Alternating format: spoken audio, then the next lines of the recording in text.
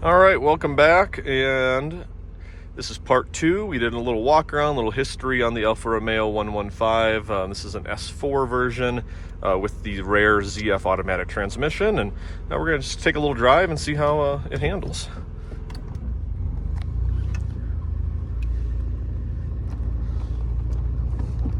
I'm going to run with the windows up just to cut down on a little bit of road noise.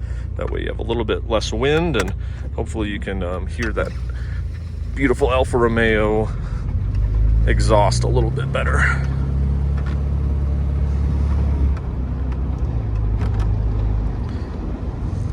So you'll see from the instrument cluster, these are those nice Italian Jaeger instrument dials. This particular one has a nice wooden steering wheel.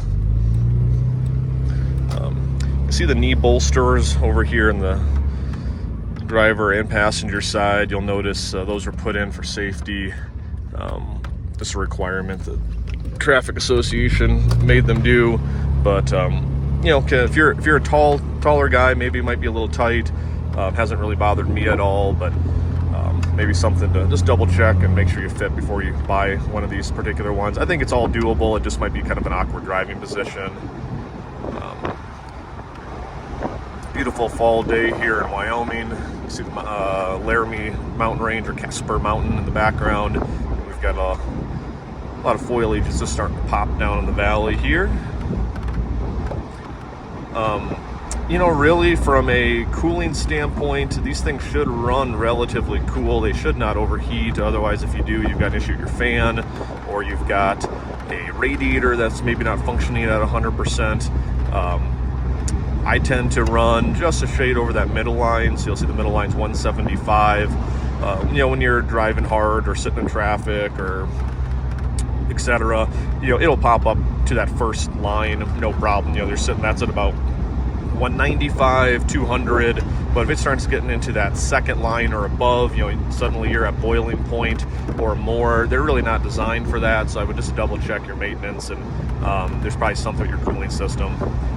I know I redid my fluid here this spring, and I did have, we was running just a little bit hotter. It just turns out it wasn't fully bled. They have a self-bleeding style, so there's a proper procedure for how you remove your 1-bar pressure cap, let that run, let that bleed out. A little bit different than you know, some of the other older units out there. So just make sure you're following that procedure. Make sure you have a full and functioning radiator, and you should be good to go. This particular one, as I mentioned in the walk around, does have the Squadra tuning chip that goes right onto the motherboard on that Bosch Motronic system. It's not like an ECU like the newer ones. You kind of just put a chip in. You literally have to take the brains out, you unroll it, you take the chip off of the motherboard and have to reapply a brand new chip. So it is hard coded that way. A little nerve-wracking because if you short it out, those motherboards are hard to find.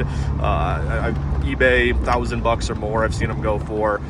Had no problems though. It was a nice straightforward process, and it was just gorgeous as far as how it kind of changed the handling a little bit. It I shouldn't say handling, but you know, just really the shift points. This, with that 3-speed, it put a little more power torque-wise. It's not going to give you a bunch of horsepower. I mean, my guess is you'll gain a couple horses, but you know, it's not going to make it a drag strip car or anything. But it really shifted my torque on that band, probably from really that sweet spot where I like it, kind of, you know, 2,500 to 3,500, somewhere in there. And for this 3-speed, it's a really usable power band right there. You see it kick down a little bit. It's just gorgeous, and really made the driving experience great. I mean, this thing, if it needs to, if you want to kick it all the way down, it will get up and go. I mean, this thing will hit triple digits on the speedometer. It's rated up to 119. Haven't had it up that high. That's for a 30-year-old car. You can use your own judgment on that, but it will break triple digits. So great little car. It's kind of a little cruise here, going over the Platte River. We'll take it up here and just hit a little higher speed once we turn, and you can kind of see how this is going. But just a really nice driving car.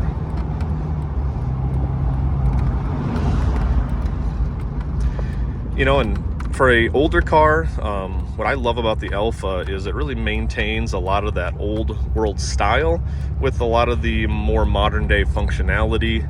So, you know, this car really has all the same design cues from the 1960s kind of style, you know, the Duetto back then,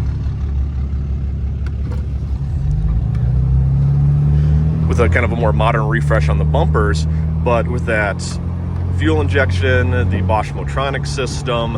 I mean, everything is just way more reliable, and something you could just get in and, you know, take for a nice cruise. And they're meant to kind of be driven. So we're going to go a little faster here. Hopefully there's a little bit of wind noise. I'm going to tuck this down a little bit, but hopefully you guys can kind of hear.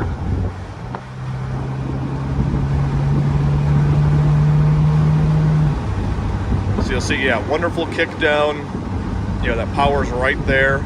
And, you know, now we're just kind of cruising along 60 miles an hour. You know, no problem. It's just been a great car. Don't mind the airbag light. If you see that red light, that's what that is, the airbag light. It comes on because the airbag is not in this particular car. This car has the wooden steering wheel that was replaced. But overall, just a really, really fun car.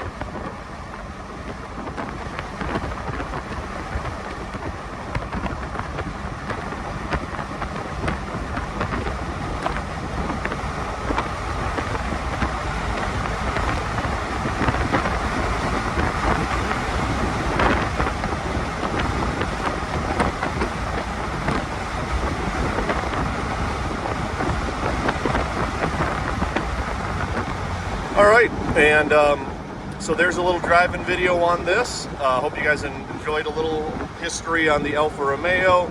If you have one, salute to all the Alfistas out there.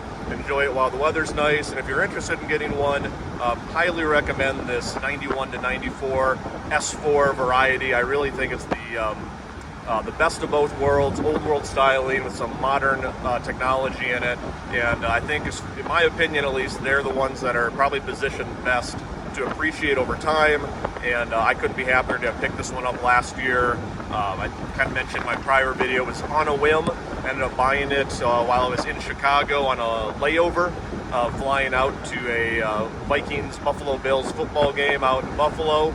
And it was kind of a surprise for my wife, but worked out just fantastic. So it's been a great convertible for us, super reliable, and looking forward to many more years. So, all right, salute.